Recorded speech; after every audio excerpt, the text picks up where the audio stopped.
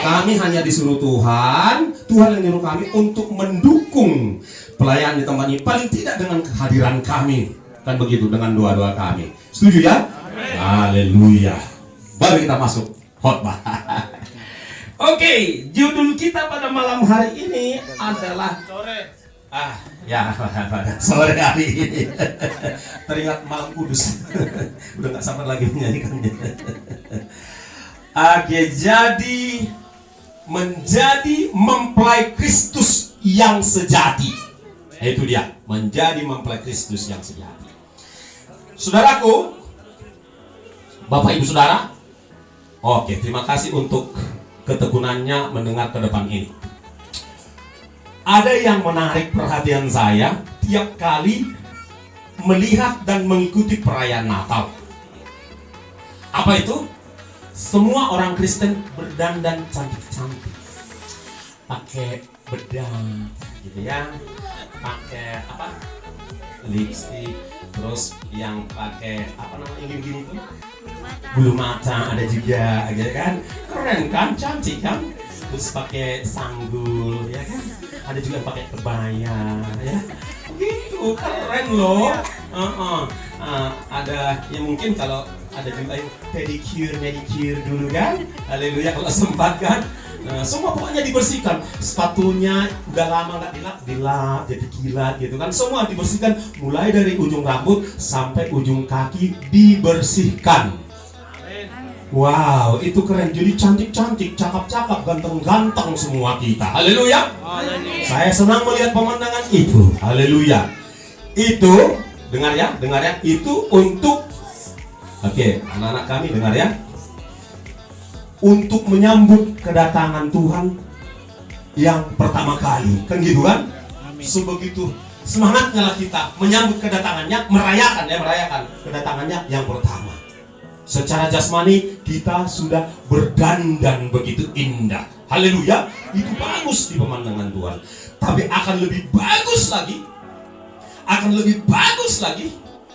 lebih penting lagi, kita lebih berdandan menyambut kedatangan Yesus yang kedua kali. Amin. Yang setuju katakan amin. Amin. Yang setuju tepuk tangan. Saya ulangi, akan lebih penting untuk berdandan secara rohani menyambut kedatangannya yang kedua kali. Amin. Kalau kedatangan yang pertama kali, andai kata nggak kita rayakan pun itu, Tuhan Yesus nggak sakit hati. Andai kata. Tetapi bagi Tuhan Yesus yang lebih utama adalah apabila kita mempelainya berdandan semua. Kita bersihkan bibir kita, ya kan, dari cakap yang nggak bagus. Ya kan gitu ya. Kita bersihkan mulut kita dari ucapan-ucapan yang sia-sia, kan gitu ya. Kita bersihkan mulut kita dari perkataan-perkataan yang menjatuhkan, gosip dan lain sebagainya. Bersih mulut kita. Mata kita pun kita bersihkan dari pemandangan yang nggak perlu dipandang, ya kan? Kita bersihkan mata kita dari melihat handphone 24 jam. Banyak yang seperti itu di Beranda.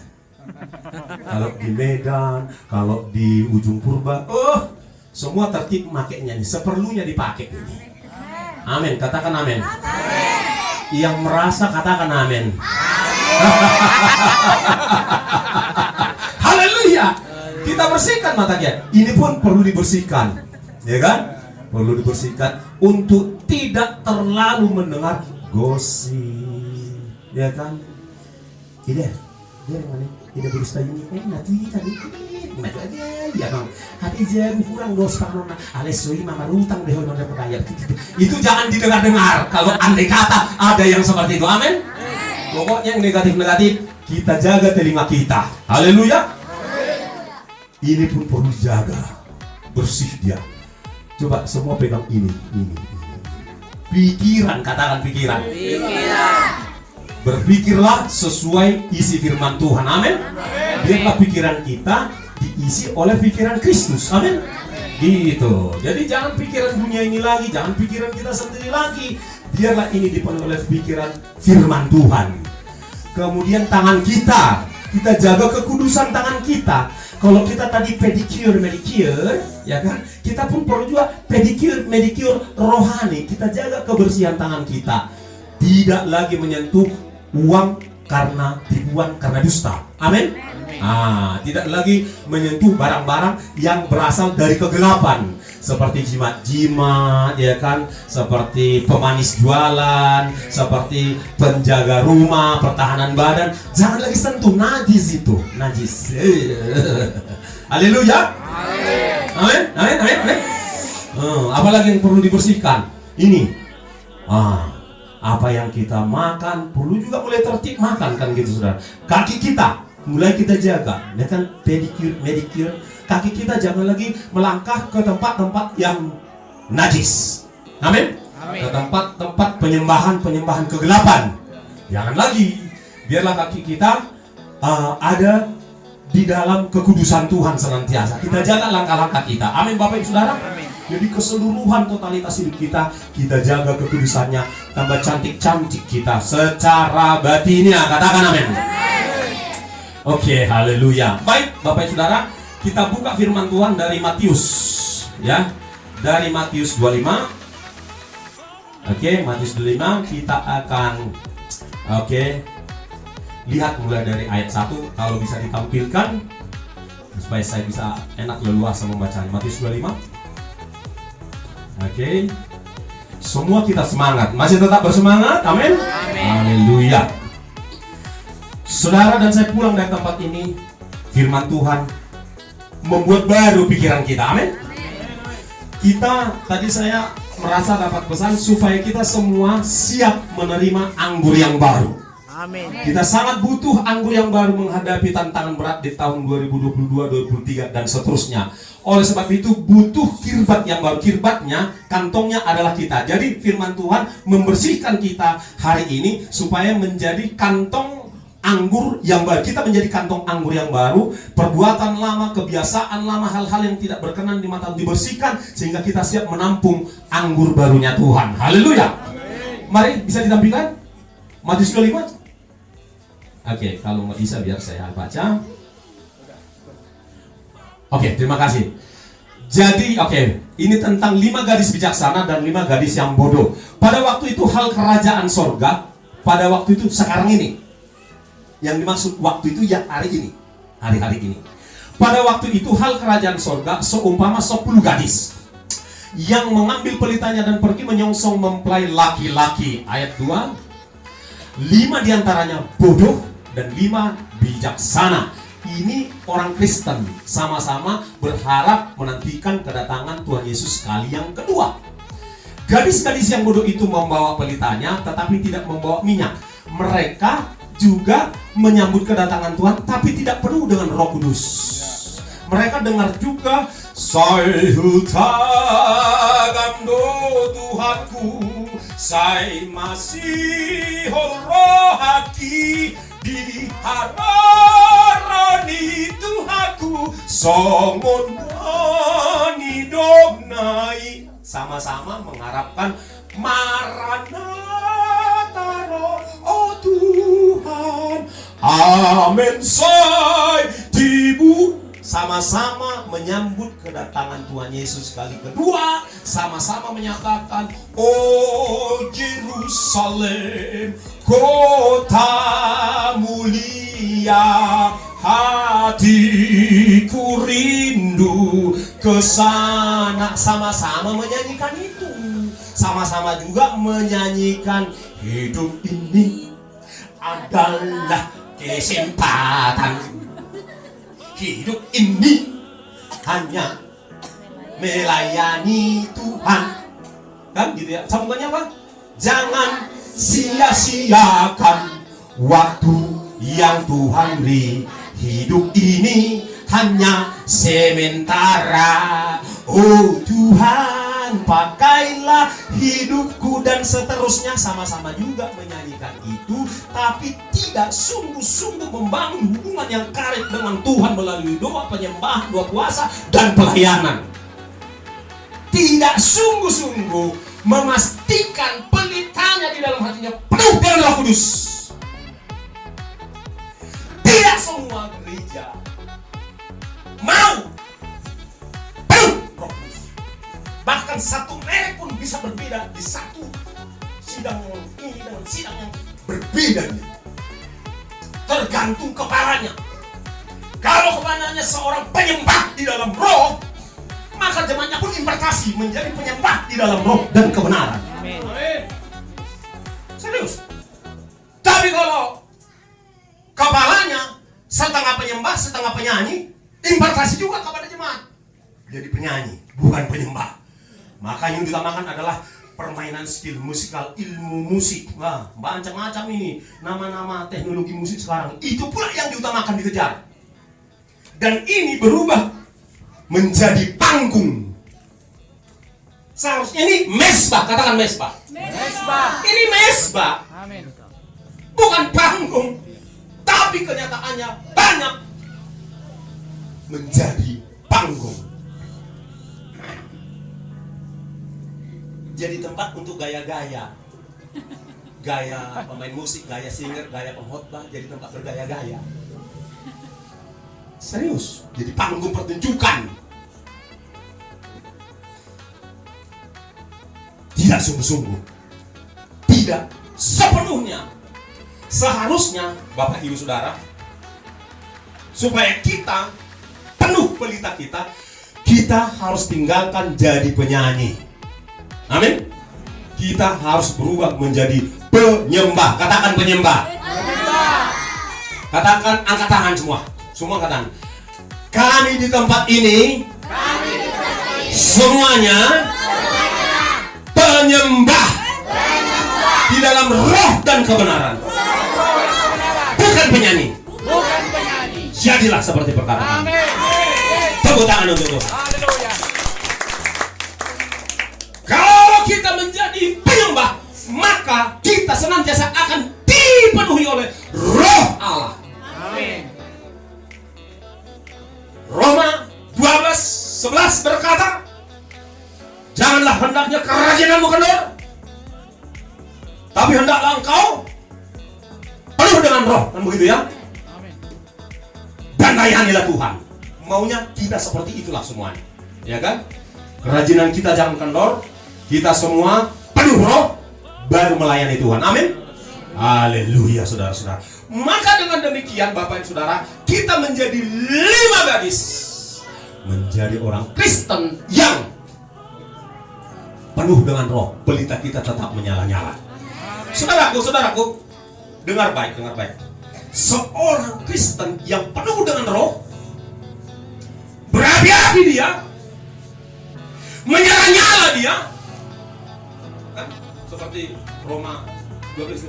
Biarlah rohmu menyala-nyala dan layanilah Tuhan. Biarlah rohmu menyala-nyala dan layanilah Tuhan. Dan seterusnya, katakan amin. Maka persoalan boleh menerpa orang ini. Masalah berat boleh menempa saudara, menerpa saudara.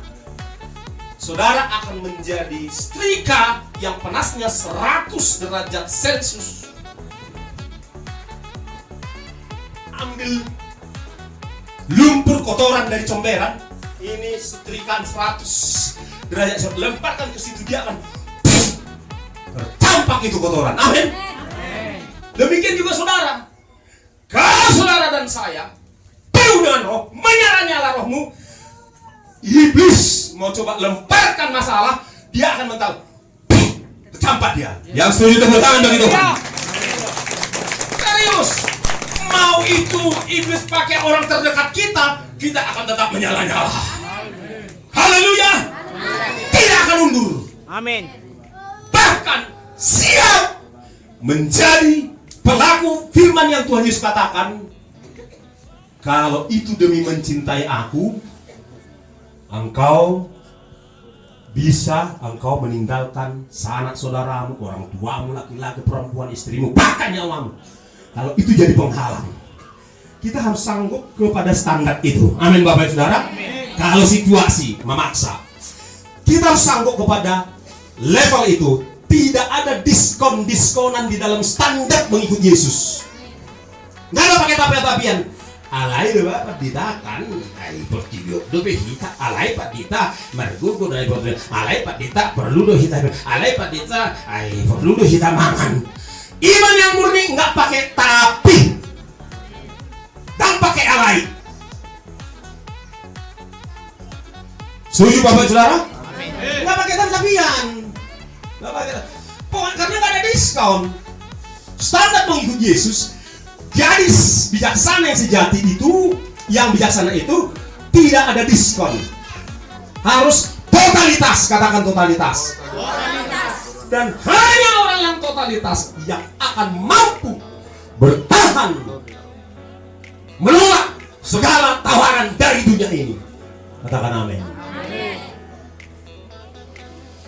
Kalau masih kompromi dengan dunia ini, dengan segala macam yang ditawarkan dunia ini, itu peluang buat kuasa dari dunia ini untuk menyeret saudara. Oleh sebab itu Bapak Saudara, pastikan saudara dan saya menjadi gadis yang bijaksana, mempelai Kristus yang sejati, setia dan taat. Katakan amin. Gini, banyak orang berpikir Kristen itu datang ke gereja hari Minggu, itulah Kristen. Ada juga orang berpikir yang penting kau baik-baik hidup,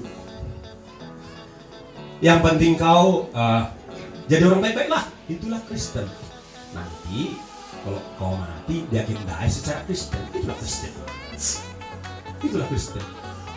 Pokoknya udahlah, pokoknya kau datang ke gereja ya jangan sampai kosong tanganmu. Yang penting entah harga 2.000 pun itu taruhlah di kantong koleksi itu.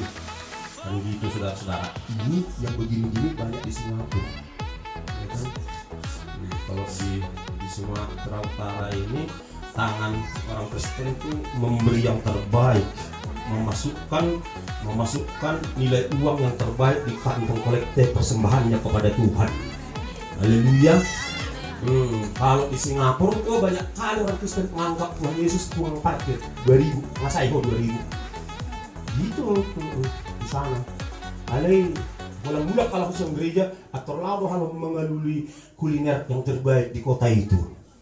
Alay king di gereja idik ngahona pulos-pulos on si 2.000 on masuk itu tukang parkir doh Tuhan Yesus ima bagianmu katanya itu kalau di Singapura. Di tempat ini nggak ada kayak gitu lagi. Amin. Cuma nggak ikut modo amin. Amin. Haleluya. Bertobat saya, saudara nggak usah bertobat, karena saudara sudah pelaku firman. Aku aja bertobat. Doh kamu bertobat, akan nampak dari buahnya nanti. Itu Bapak Ibu Saudara. Nah, pastikan saudara adalah 5 gadis yang bijaksana itu. Amin. Padanan daripada 5 gadis bijaksana adalah domba. Pastikan saudara adalah domba, bukan kambing. Tak kebetulan saudara-saudara, domba itu nggak dikasih tanduk. Kambing rata-rata punya tanduk. Jangan kau coba kau singgung aku, tanduk kau isi harwa asa tanduk itu kambing, dan itu ada di dalam gereja. Pastikan saudara bukan kambing, pastikan saudara bukan tukang tanduk. Bilang lah amin kalau betul, ya kan? Amin. Atau masih apa, peranakan kambing domba.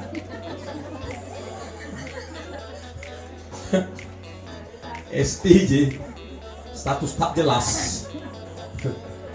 kacol kagak jelas, pastikan saudara domba, katakan amin. Pastikan saudara panas sekalian atau dingin sekalian, jangan suam-suam kuku. Kalau suam-suam kuku mual perut Tuhan Yesus, butuh dia perumahan. Aduh sakit lambungku, masuk angin lambungku, blek, dimuntahkan. Muntah Tuhan Yesus, sakit lambungnya. Lihat orang Kristen yang suam-suam kuku, yang peranakan kambing domba. Kami berdoa di tempat ini semuanya domba. Padanan lain daripada gadis bijaksana adalah lalang dan gandum. Itu enggak di masjid, itu di dalam gereja. Kan kelihatan sama, apalagi kalau agak dari jauh dia, sama kali pun bentuknya kan. Tapi begitu kita dekat, nam tata dalakna ada airi do HP amat tahun. Airi do HP, lalang do HP nak tahun. Maju jadi ready kan gitu loh. Anggo bumungnya soalnya malah makna penampilan tak lomak coba soalnya kan amat taruh nak tahun ahli tak terida borasna kok nama boras gandumon atar mosok punya notik bulungnya gandumon alai borasna dinggan perguina dinggan hamuna haleluya. Tuhan Yesus bilang akhir zaman nanti akan dipisahkan. Sekarang tahun-tahun ini zaman Covid sedang dipisahkan. Tahun 2022 terus terjadi pemisahan antara lalang dan gandum. Saudara sebagai gandum bersih dari sekam. Aka bulung-bulungna, aka sisik-sisikna, itu sekam. Harus bersih, amin. Kita sedang dipilah hari-hari ini Bapak Ibu Saudara. Sedang dipisahkan. Haleluya. Pastikan saudara adalah gadis yang bijaksana. Pertanyaannya, kenapa ada 5 gadis yang bodoh itu? Kenapa ada orang Kristen KW? Orang Kristen KW. Kenapa ada? Kok bisa sih Kristen juga tapi KW? Penyebabnya satu. Karena namanya belum tertulis dalam kitab kehidupan. Ada dia Kristen, tapi namanya belum tertulis dalam kitab kehidupan di surga. Tentu saja dia tidak bisa berbuahkan buah. Dia hanya terdaftar di gereja tertentu dan terdaftar di KTP-nya dia Kristen. Namanya belum tertulis dalam kitab kehidupan. Itu sebabnya Bapak Saudara perlu kita datang kepada Tuhan dalam ibadah atau dalam doa pribadi kita. Tuhan, aku bertobat. Tuhan, aku mau namaku tertulis dalam kitab kehidupan Tuhan. Ini namaku Jalotuk Marku Tuhan. Misalnya. Amin saudara? Amin. Laporkan namamu kepada Tuhan dengan sungguh-sungguh. Kasihani aku Tuhan. Aku manusia yang jelek ini. Manusia yang hancur-hancuran ini, manusia yang berdosa ini. Tanpa kau Tuhan, aku tidak ada artinya. Terima aku menjadi anakmu. Tuliskan namaku dalam kitab kehidupan. Aku mau bertobat mengikut engkau sungguh-sungguh. Begitulah doa kita supaya nama kita terdaftar. Haleluya. Penyebab berikutnya kenapa ada gadis yang bodoh atau menjadi kambing atau menjadi ilalang? Karena apa? Kristen dia tapi tidak mengikuti Kristus. Dia tidak mengikuti Yesus dalam hidupnya, tapi mengikuti dunia ini, mengikuti iblis, mengikuti mamon. Bapak Ibu, bahkan mengikuti maunya diri sendiri. Maka orang ini tidak bisa menjadi gadis bijaksana, tidak bisa menjadi mempelainya Yesus Kristus. Karena dalam hidupnya Kristen si Kristen, tetapi dia masih mengikuti yang lain. Saudara-saudara, apa yang lain itu? Mamon bisa, popularitas bisa, harta bisa. Itu menjadi Tuhannya, itu yang dikejarnya dalam hidupnya. Dan dia mengikuti aturan-aturan manusia dalam hidupnya. Tradisi-tradisi nenek moyang yang salah, tentu tidak semua salah, tetapi dia mengikuti itu semua Bapak Ibu Saudara. Maka tentulah orang ini tidak akan menjadi mempelai Kristus. Itu yang kedua. Yang ketiga Saudara, ya. Yang ketiga, kenapa? Yaitu dia Kristen tapi ikut Bapak Ibu Saudara, ikut menantikan kedatangan Yesus, ikut juga menantikan yang kedua kali, tapi tidak bertekun. Ada orang Kristen, dia sudah lahir baru, dia sudah dibaptis roh, dia sudah mendapatkan karunia bahasa roh, bahasa lidah, tetapi tidak bertekun. menantikan kedatangan sang mempelai yang kali kedua. Nggak bertekun, sekedar aja gitu. Akhirnya dia akan menjadi gadis yang bodoh. Dia masih larut dengan segala keinginannya. Kalau Tuhan mau datangnya itu. Yang penting awak sudah lahir baru. Cukuplah itu. Tidak bertekun menjaga keseluruhan kehidupannya saudara-saudara yang dikasih oleh Tuhan Yesus Kristus. Berikutnya, apa yang menjadi seseorang tidak menjadi mempelai itu? Saya menemukan dalam perenungan saya, Bapak Ibu, calon mempelai, ya, Bapak Ibu Saudara, yaitu tunangan Kristus, ya, sudah terima tanda lamaran dari Kristus. Gini. Ini biar jelas variabelnya, biar jelas jenis-jenisnya. Dia sudah menerima tanda, ya, tanda dari sang mempelai. Apa tanda itu? Ya, apa tanda itu? Yuk kita buka dari 1 Korintus 6 ayat 20. Ya, sudah menerima tanda meterai dari Kristus, dari Sidoli Pangoli. Sudah menerima tanda dia. Oke? Sebab kamu telah dibeli dan harganya telah lunas dibayar, karena itu muliakanlah Allah dengan tubuhmu. Jadi nunga dibayar pangoli ibe sinamot. Asa gabe mempelai wanita kita sudah. Amin Bapak Saudara. Ngalunas be sinamoti dibayar. Ngai bayar dijual sinamoti moloso malna kan terhira-hira 20% naik sinamoti pas imatani bulan ini do dibayar kan? Kalau di sana moloso 10%. Contohnya sinamoti 50 juta misalnya kan? Atak tinggal pinomat 5 juta. Tasoni do somalna molo hal tidak batak kan? Aleng go Tuhan ta Yesus nang mabek kita jadi mempelai, jadi si boru orowan, oke. Lunas dibayar di depan sudah dibayarnya lunas. Pakai apa? Coba kita buka dari 2 Korintus 7 23. 2 Korintus 7 ayat 23. Biar jelas Bapak Saudara. Haleluya, haleluya. Mudah-mudahan saya tidak salah kutip 2 Korintus biar semua kita jelas membaca. Haleluya. Sudah 2 Korintus? Apa-apa, kita tunggu. Ya. Usahakan aja. 2 Korintus 7 ayat yang ke-23. Oke. Kenapa saya tunggu? Supaya kita sama-sama melihat ayat demi ayat. Nggak ada, Pak. Nggak ada ya?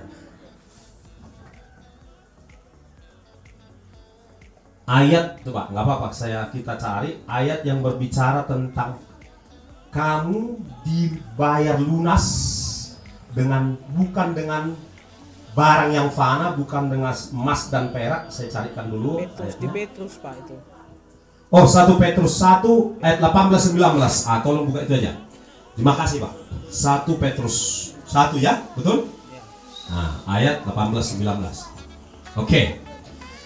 Saya bacakan buat kita. Sebab kamu tahu bahwa kamu telah ditebus dari cara hidupmu yang sia-sia yang kamu warisi dari nenek moyangmu. Itu bukan dengan barang yang fana, bukan pula dengan perak atau emas.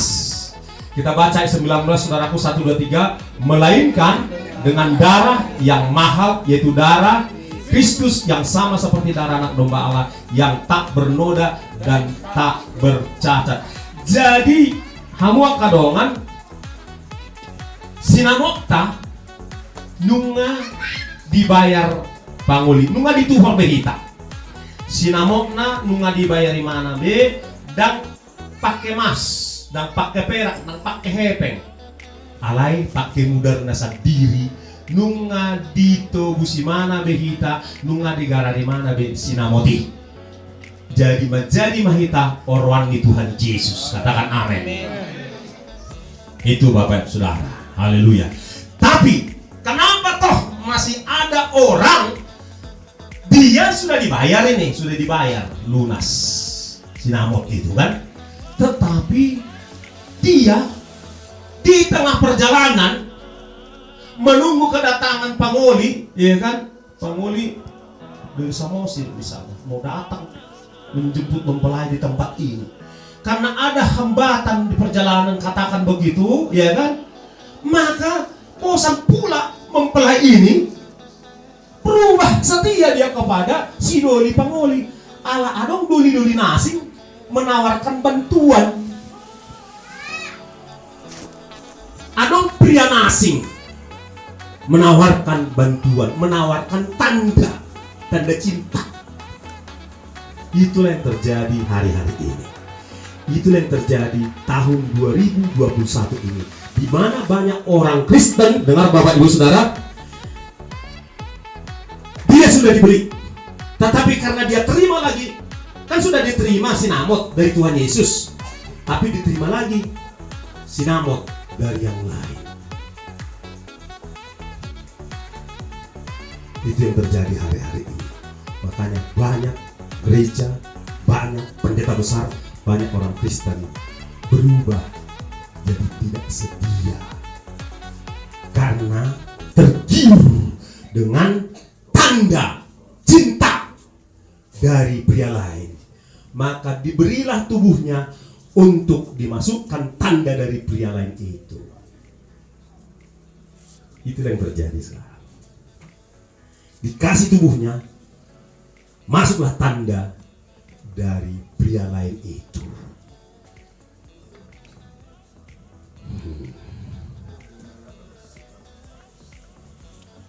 Haleluya.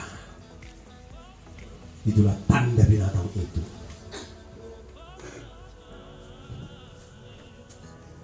Diterimanya tanda itu.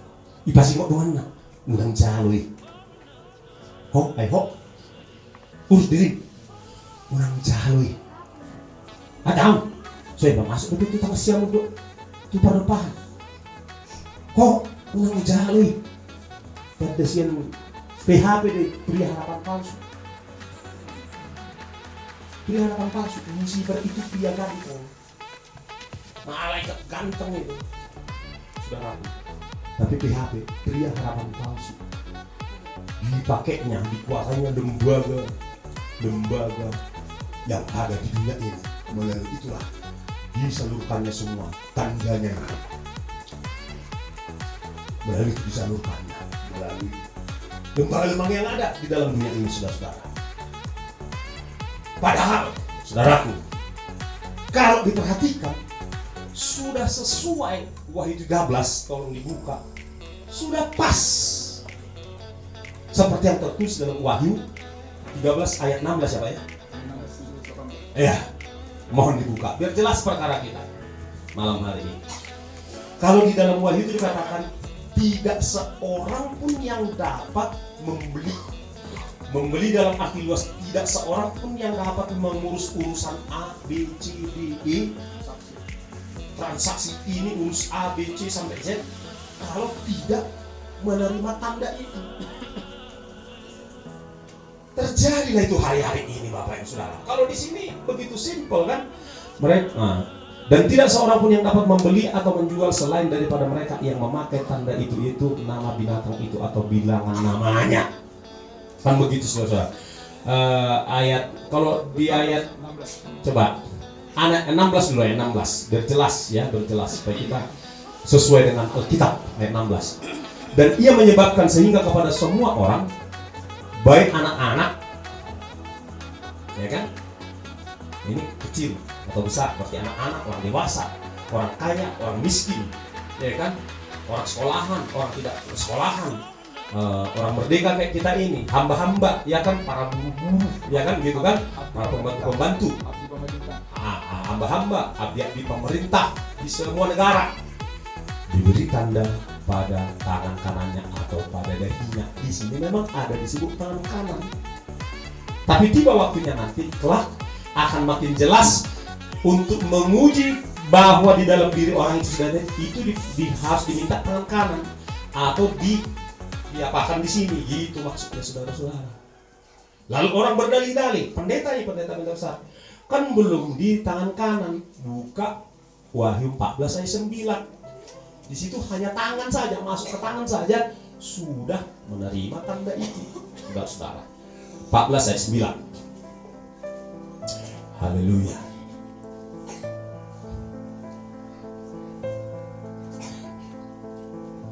Oke, sama bunyinya dari Wahyu 13 dan saya langsung baca yang dalam tanda kutip, jikalau seorang menyembah binatang dan patungnya itu nanti akan diperkenalkan patung itu robot sudah dipersiapkan menggunakan kecerdasan buatan. Robot jadi bisa ketawa, bisa menjawab semua pertanyaan. Dan kalau saudara penasaran, buka di YouTube robot Sofia. Itu baru contohnya. Itu akan terus disempurnakan. Kan begitu saudara-saudara. Jikalau seorang menyembah binatang, ya menyembah antikristus dan patung antikristus itu, dan menerima tanda pada dahinya atau pada di tangan mana aja. Enggak, tangan mana aja, mau tangan kanan, mau tangan kiri, pokoknya tangan. Itulah yang dilupakan banyak hamba Tuhan, banyak pendeta, banyak orang Kristen. Kan belum di tangan kanan, padahal ayat 9 ini mengatakan pokoknya di tangan.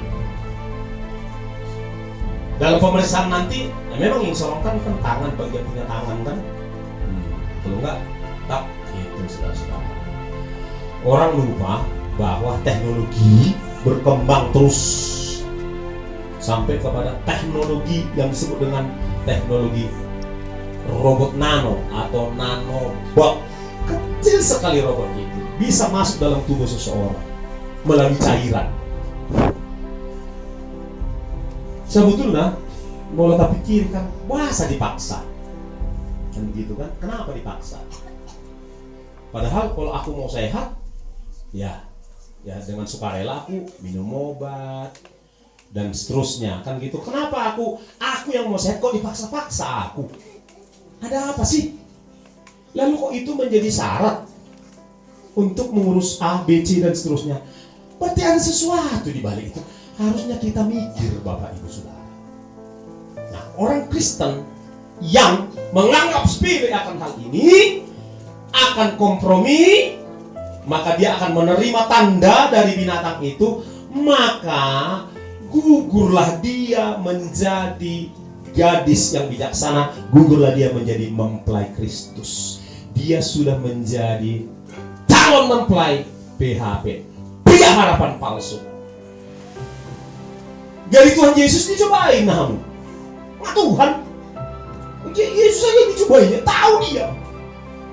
Dia nyembah Yesus waktu di sorga. Datang si iblis itu. Kalau kau sembah aku, kuserahkan semua kemegahan dunia ini. Apalagi colma. Hinorhoni, oleh karenanya kita sadar kita lemah, kita perlu Tuhan Yesus. Supaya kita kuat menolak tawaran dari siapapun kecuali tawaran dari Tuhan Yesus saja. Hanya dari Tuhan Yesus. Saudara yang dikasihi oleh Tuhan Yesus Kristus, jika ada di antara saudara yang terlanjur menerima tanda dari dunia ini karena dipaksa atau karena tidak tahu, datanglah kepada Tuhan Yesus sungguh-sungguh. Amin saudaraku. Datang kepada Tuhan Yesus, minta ampun kepada Tuhan Yesus, biar Tuhan Yesus, kita berdoa Tuhan Yesus masih menyisakan anugerah, masih menyisakan kasih karunia, masih menyisakan pengampunannya. Amin. Amin Bapak Ibu Saudara. Dan membebaskan saudara dari jerat binatang ini. Tidak ada negara yang tidak tunduk kepada elit global. Tidak ada pemerintah manapun di dunia ini dipersiapkan dari Wahyu 18. Saya ulangi, tidak ada negara di dunia ini yang tidak tunduk kepada Bank Dunia.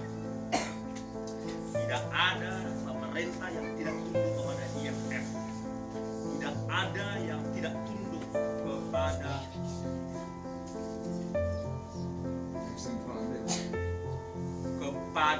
kendali daripada mereka.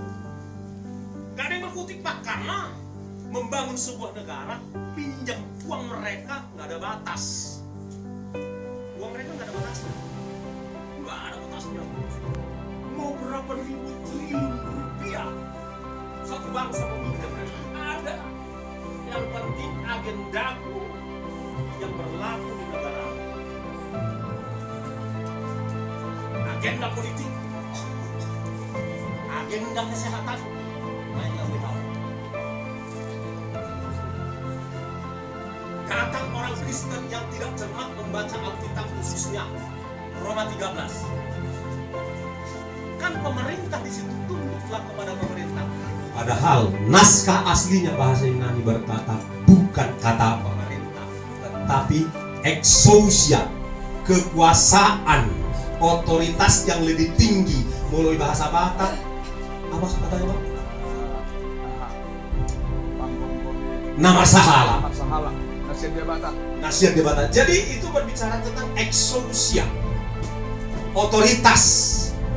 Kita harus tunduk pada otoritas. Jadi tidak menyebutkan government. Kalau bahasa Inggris di pemerintahan, government tidak menunjuk kepada government. Ala kurang akurat loh di Pak. Kata yang digunakan di dalam Alkitab masih kurang akurat dan masalah 100%, tapi kurang tepat. Seperti itu contohnya. Ini bisa dipertanggungjawabkan. Ini bisa dipertanggungjawabkan bahwa di dalam naskah asli Perjanjian Baru, khususnya Roma 13 itu kata yang digunakan exousia, otoritas.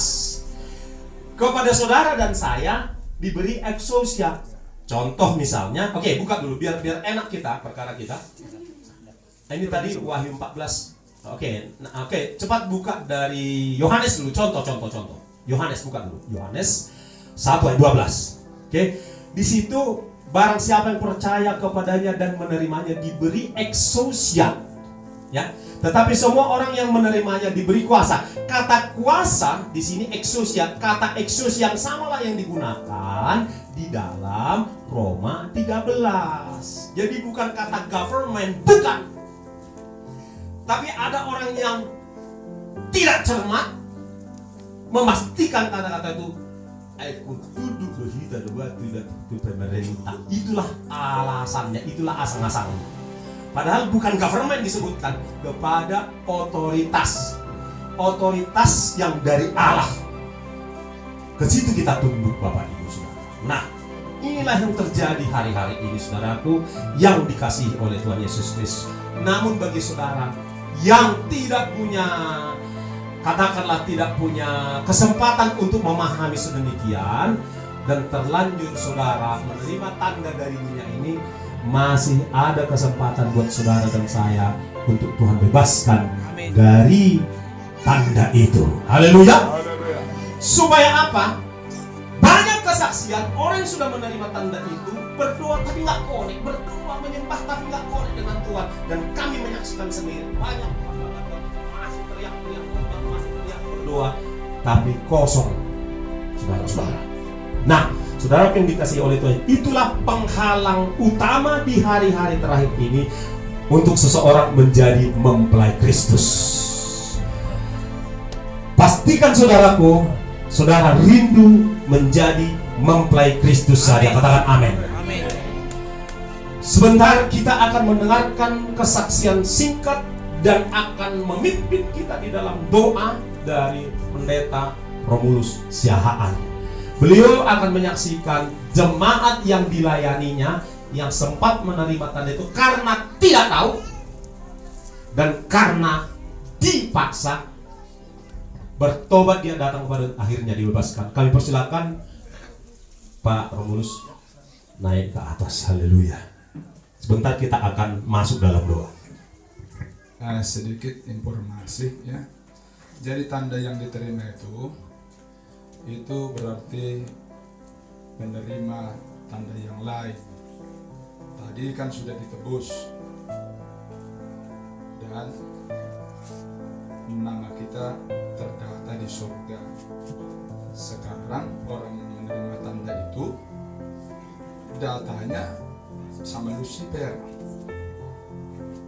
Namun jangan khawatir, karena tidak tahu, karena terpaksa, karena takut, itu masih bisa dipulihkan Tuhan. Amin. Karena pintu anugerah belum ditutup. Sampai Tuhan Yesus datang baru dia tertutup.